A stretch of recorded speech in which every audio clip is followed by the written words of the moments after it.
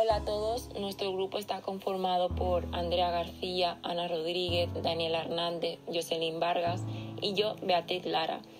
Nosotras vamos a exponer el trastorno de identidad disociativo y la anorexia.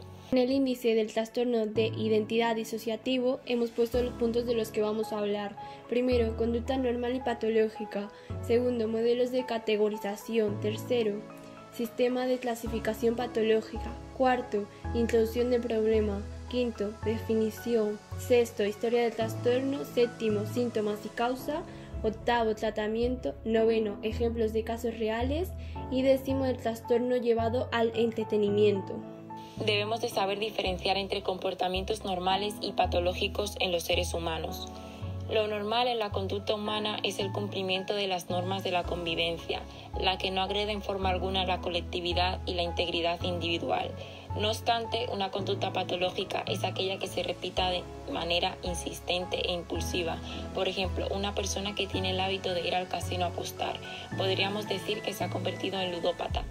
Sin embargo, cabe destacar que existe una enorme dificultad para decidir si algún determinado comportamiento es normal. A continuación se expondrán los modelos de categorización y los criterios diagnósticos de la psicopatología. Los sistemas de clasificaciones actuales son el Manual Diagnóstico y Estadístico (DSM) de la Asociación Psiquiátrica Americana y la Clasificación Internacional de Enfermedades (CIE) de la Organización Mundial de la Salud. Y también el nuevo DSM-5. Los criterios del DSM-5. La clasificación de los trastornos de personalidad del DSM-5 se basó en la propuesta del grupo de trabajo respectivo, que implicaba una reconceptualización mayor de la psicopatología de la personalidad, que identificaba las alteraciones centrales de su funcionamiento, rasgos patológicos y los principales tipos de personalidad patológica.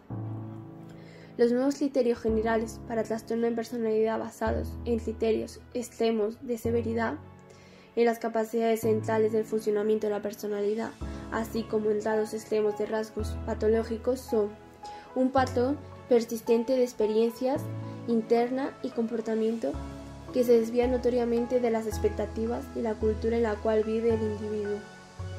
Este patrón se manifiesta en dos o más de las siguientes áreas. Primero, cognición, o sea, modos de percibir e interpretarse a uno mismo, a las demás personas y a los sucesos. Segundo, afectividad, o sea, la gama, la intensidad y la adecuación de las respuestas emocionales. Tercero, funcionamiento interpersonal. Y cuarto, control de impulsos. Después, este patrón persistente es inflexible y amplio, cubriendo una amplia gama de situaciones personales y sociales. Luego, el patrón persistente lleva a un malestar clínicamente significativo o a una alteración en las áreas de funcionamiento social, ocupacional u otras. Después, el patrón es estable y de larga duración y su comienzo se puede poner en la adolescencia o adultez temprana. Después, el patrón persistente no se explica mejor como una manifestación o consecuencia de otro trastorno mental. Y por último, el patrón persistente no es atribuible a los efectos fisiológicos de una sustancia química, como una droga de abuso o un medicamento, o a otra condición médica como un trauma encefálico.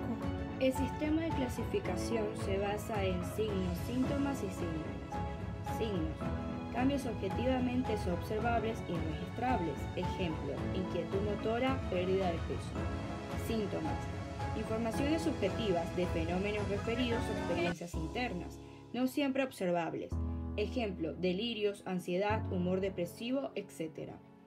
Síndromes: cuadros o categorías psicopatológicas formadas por un grupo significativo de síntomas y signos, que concurren en tiempo y forma, y con varias posibles causas o etiología. El modo de las bases de clasificación se inspira del modo de diagnóstico que conoció la psiquiatría alemana, con Emily Kraepelin, a finales del siglo XIX. Actualmente los sistemas con mayor impacto son DSM-4, DSM-5. El DSM-4 está conformado por 366 categorías diagnósticas. Es un sistema de diagnóstico multisensorial, que es un sistema que implica una evaluación de varios ejes. La ventaja de este es que es más preciso en sus criterios operativos y con menos vueltas. Se describen características diagnósticas, características y trastornos asociados, características relacionadas con una determinada edad, cultura o género, prevalencia, incidencia y riesgo, evolución, complicaciones, factores predisponentes, patrón familiar y diagnóstico diferencial. Su principal objetivo es recopilar y organizar la info sobre el funcionamiento del sujeto en distintas áreas. No se limita al trastorno, ayuda en el planteamiento y predicción de los resultados. El DSM-5 plantea una visión más reducida de la organización de la estructura psicopatológica, en la que habría solo 5 grandes áreas de problemas. La actualización se basa en 3 principios: dar prioridad a la utilidad clínica que sea útil para tratar a los pacientes, todos los cambios deben estar basados en evidencia científica y siempre que sea posible el nuevo DSM debe tener una continuidad con el anterior. Además, se implementan diferentes escalas para la evaluación de los trastornos. Permite situar al paciente en un rango según la severidad de los síntomas. Teniendo en cuenta todos los aspectos mencionados anteriormente, pasaremos a exponer nuestros temas elegidos: el trastorno de identidad disociativo y más adelante la anorexia. Bueno, ahora yo voy a decir qué es el trastorno de identidad disociativo. El trastorno de identidad disociativo o TID es un trastorno que se caracteriza por la existencia de 2 o más identidades, también llamadas estados mentales o estados de personalidad muy diferentes entre sí, que controlan el comportamiento de la persona de manera alternante. El individuo puede comportarse y expresarse como si fueran personas diferentes, según qué estado mental tenga el control. Por otro lado, la persona es incapaz de recordar información importante de algunas de las identidades coexistentes, por lo que puede hacer o decir cosas desde un estado mental que no recuerde en otro. Etiología.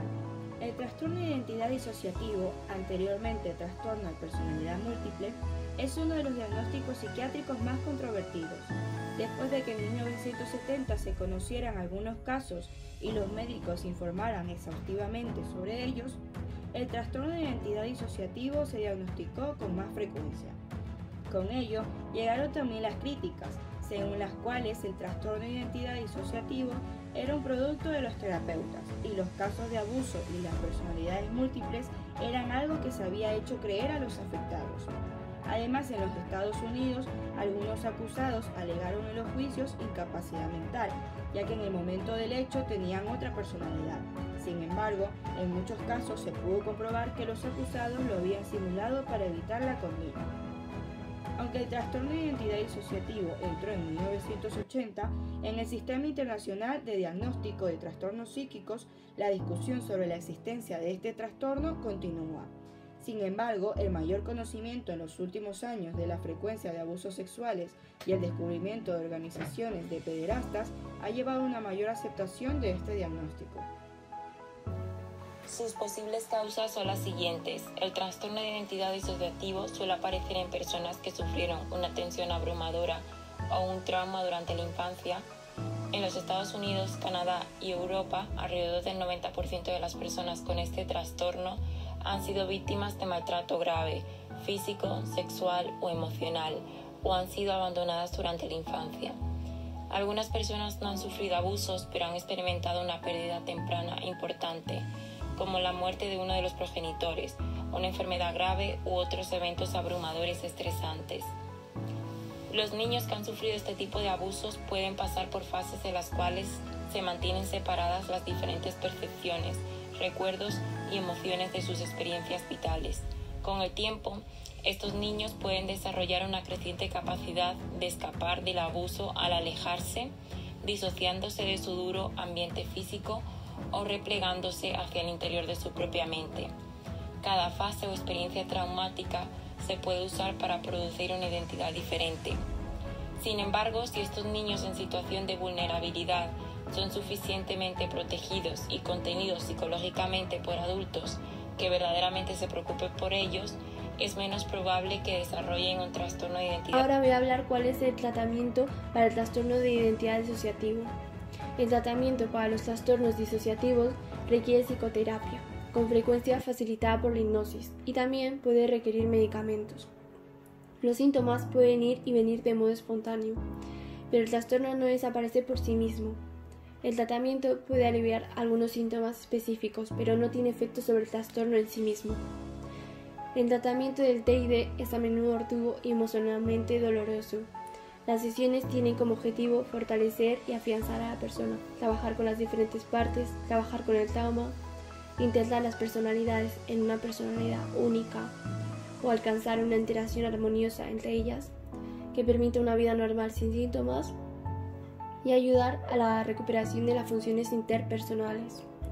También es importante saber que el objetivo terapéutico no es únicamente integrar los diferentes estados mentales, sino que también tiene como objetivo mejorar la funcionalidad global de la persona, mejorar su calidad de vida, su autonomía, sus relaciones interpersonales, etc. La psicoterapia es el principal tratamiento para los trastornos disociativos. Esta forma de terapia, también llamada terapia de conversación, asesoramiento psicológico o terapia psicológica, consiste en hablar sobre tu trastorno y los problemas relacionados con un profesional de salud mental. Los medicamentos, aunque no hay medicamentos que traten específicamente los trastornos disociativos, el médico puede recetar antidepresivos, medicamentos para la ansiedad o antipsicóticos para ayudar a las personas a controlar los síntomas de salud mental asociados con los trastornos disociativos. Como datos curiosos sobre el trastorno, hemos decidido agregar casos reales y el trastorno llevado a Hollywood. En casos reales hablaremos de Mary Reynolds. El primer caso de personalidad múltiple que se conoce fue descrito en 1816 y es el de esta mujer. Ella vivía en los Estados Unidos y se la describe como una mujer solitaria, introvertida y con tendencia a los estados depresivos. Se conoce que pasó casi 2 meses afirmando que tenía ceguera y sordera, hasta que un día despertó con los sentidos totalmente reparados, pero sin saber leer, escribir ni expresarse correctamente, como si de una niña se tratase. Poco tiempo después, Mary Reynolds volvió al estado de personalidad triste y melancólico, afirmando que no recordaba nada de lo que había ocurrido durante los últimos meses. Este trastorno la acompañó durante los siguientes 15 años de su vida, hasta que finalmente la personalidad de la niña aprendió todo lo necesario y se convirtió en la identidad predominante. Otro de los casos reales es el de Chris Costner. Esta mujer fue la inspiración de la película estrenada en 1957, Las tres caras de Eva. Y es que la historia de Chris tiene muchos elementos que despiertan la curiosidad y el interés por la identidad disociativa. Uno de los episodios más llamativos que se relatan fue cuando dio luz a su hija y una de sus personalidades, Eve Black, intentó matarla mediante la estrangulación. Pero otra personalidad, Eve White, consiguió pararla a tiempo. Tras 25 años de tratamiento y 8 psiquiatras distintos, se terminó afirmando que Chris poseía 22 personalidades distintas. El trastorno llevado a Hollywood.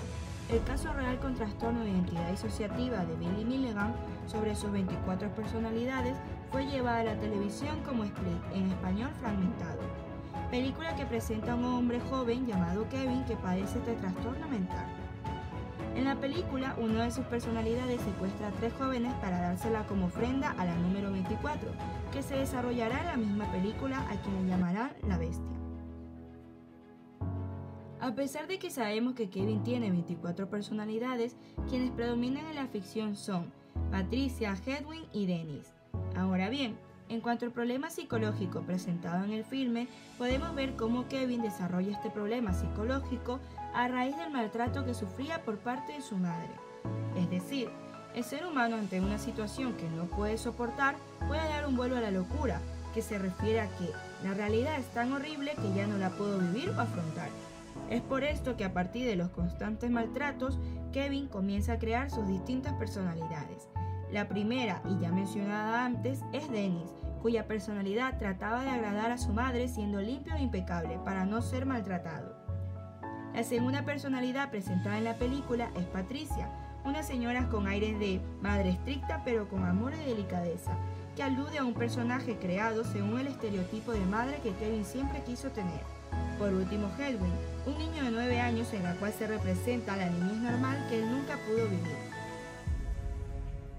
En la película, la psicóloga que trata al protagonista habla de cómo el cerebro verdaderamente crea la ilusión de ser diferentes personas, siendo así que solo uno de los personajes necesitaba insulina para la diabetes y los otros no. También menciona una frase muy interesante que llamó mucho nuestra atención. Muchas veces creemos que estas personas son inferiores a alguien normal como tú y yo, pero ¿y si tal vez su cerebro, a diferencia del de nosotros, ha desarrollado su capacidad al 100%? Una frase que crea una duda verdaderamente interesante y que daría paso a un gran debate al respecto. A continuación procederemos a hablar sobre la anorexia. Índice de la anorexia. 1. ¿Qué es y en qué consiste? 2. Causas. 3. Tipos. 4. Síntomas. 5. Tratamientos. Y 6. Prevención. La anorexia consiste en un trastorno de la conducta alimentaria que supone una pérdida de peso provocada por el propio enfermo y lleva a un estado de iniciación. Se caracteriza por el temor a aumentar de peso y por una percepción distorsionada y delirante del propio cuerpo que hace que el enfermo se vea aún más gordo cuando su peso se encuentra por debajo de lo recomendado. Por ello, inicia una disminución progresiva del peso mediante ayunos y la reducción de la ingesta de alimentos. Normalmente comienza con la eliminación de los carbohidratos, ya que existe una falsa creencia de que engordan. A continuación rechaza las grasas, las proteínas e incluso los líquidos, llevando a casos de deshidratación extrema. A estas medidas drásticas se les pueden sumar otras conductas asociadas como la utilización de diuréticos, laxantes, purgas, vómitos provocados por el exceso de ejercicio físico. La persona afectada puede perder desde un 15 a un 50%, en los casos más críticos, de su peso corporal. En España hay unos 250.000 casos de anorexia diagnosticados. Esta enfermedad suele asociarse con las alteraciones psicológicas graves que provocan cambios de comportamiento, de la conducta emocional y una estigmatización del cuerpo. Todo esto tiene consecuencias graves en la relación del enfermo con su entorno. Causas. Su causa es desconocida, pero los factores sociales parecen importantes. Aunque hay muchos factores socioculturales que pueden desencadenar la anorexia, es probable que una parte de la población tenga una mayor predisposición física a sufrir este trastorno, independientemente de la presión que puede ejercer el entorno. Por ello existen factores generales que se asocian a un factor desencadenante o cierta vulnerabilidad biológica, que es lo que precipita el desarrollo de la enfermedad. Algunas de estas causas pueden ser la propia obesidad del enfermo, obesidad materna, muerte o enfermedad de un ser querido, separación de los padres, alejamiento del hogar, fracasos escolares, accidentes y sucesos traumáticos. Los tipos. En la anorexia nerviosa se pueden distinguir dos subtipos. 1. Subtipo restrictivo. La reducción de peso se consigue mediante dietas o ejercicio físico intenso y el enfermo no recurre a sobreingestas, atracones o purgas. Y 2. Subtipo bulímico. El enfermo recurre a las purgas aunque haya ingerido una pequeña cantidad de alimento. Síntomas de la anorexia. Esta patología se caracteriza por una pérdida significativa de peso provocada por el enfermo y por una percepción errónea del propio cuerpo. En consecuencia, los problemas endocrinos se hacen evidentes en un espacio de tiempo relativamente corto. Los principales síntomas que determinan la aparición de la enfermedad son los siguientes. Rechazo a mantener el peso corporal por encima del mínimo adecuado para la edad y talla del enfermo. Miedo al aumento de peso o a la obesidad incluso cuando el peso se encuentra por debajo de lo recomendable. Percepción distorsionada del cuerpo, su peso y proporciones. Y ausencia de 3 ciclos menstruales consecutivos en las mujeres. Los anoréxicos pueden experimentar una serie de síntomas muy variados: estreñimiento, amenorrea, dolor abdominal, vómitos, etc. A estos síntomas se le suman otros rasgos típicos como la irritabilidad, la depresión y los trastornos emocionales o de la personalidad. Asimismo, se manifiesta una alteración de la sensación de saciedad y plenitud antes de las comidas, náuseas, hinchazón, incluso ausencia de sensaciones. En esta patología también se observan numerosos trastornos cognitivos que se centran en los alimentos, el peso corporal y el aspecto físico. Tratamientos de la anorexia. Los objetivos globales del tratamiento son la corrección de la malnutrición y los trastornos psíquicos del paciente. En primer lugar, se intenta conseguir un rápido aumento de peso y la recuperación de los hábitos alimenticios, ya que pueden implicar un mayor riesgo de muerte. Pero una recuperación total del peso corporal no es sinónimo de curación. La anorexia es una enfermedad psiquiátrica y debe tratarse como tal. El tratamiento debe basarse en 3 aspectos: detección precoz de la enfermedad, conocimiento de los síntomas por parte de los médicos de atención primaria y de los protocolos que fijan los criterios que el médico debe observar, coordinación entre los servicios sanitarios implicados, psiquiatría, endocrinología y pediatría, seguimiento ambulatorio una vez que el paciente ha sido dado de alta con visitas regulares. Las hospitalizaciones suelen ser prolongadas, lo que supone una desconexión del entorno que puede perjudicar el desarrollo normal del adolescente. Por ello, son aconsejables siempre que se pueda los tratamientos ambulatorios. De esta manera, se inicia el tratamiento con la realimentación, que en ocasiones puede provocar molestias digestivas, ya que el cuerpo no está acostumbrado a ingerir alimentos. Con el tiempo se restablece la situación biológica y vuelve la menstruación. Después comienza el tratamiento psicológico, que intenta reestructurar las ideas racionales, eliminar la percepción errónea del cuerpo, mejorar la autoestima y desarrollar las habilidades sociales y comunicativas entre el enfermo y su entorno. La familia debe tomar parte de manera activa en el tratamiento, porque en ocasiones el factor desencadenante de la enfermedad se encuentra en su seno y además la recuperación se prolonga inevitablemente en el hogar. Prevención. Al tratarse de un trastorno que suele iniciarse en la adolescencia, la observación por parte de la familia es crucial para detectar en el menor hábitos que supongan una señal de alerta. Estos son algunos factores de riesgo. Malos hábitos de comidas. Muchos adolescentes comen solo mientras ven la tele o se comunican con sus amigos vía WhatsApp. La falta de horarios fijos y de supervisión por parte de los padres acerca de lo que comen incrementa la probabilidad de desarrollar un trastorno de alimentación. Y mala comunicación con los padres. Conocer las preocupaciones de los hijos, sus gustos y su círculo de amigos puede ayudar a prevenir este tipo de desorden o a detectarlo en su fase inicial.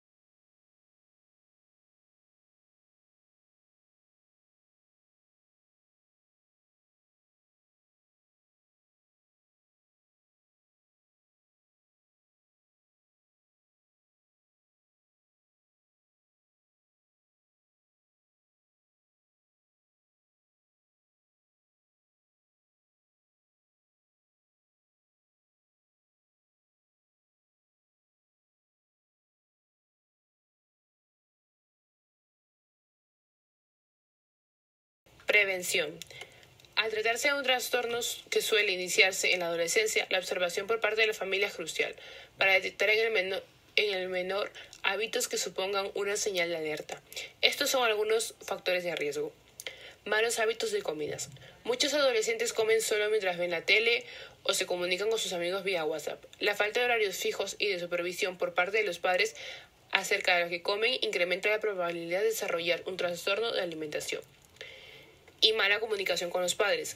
Conocer las preocupaciones de los hijos, sus gustos y su círculo de amigos puede ayudar a prevenir este tipo de desorden o a detectarlo en su fase inicial.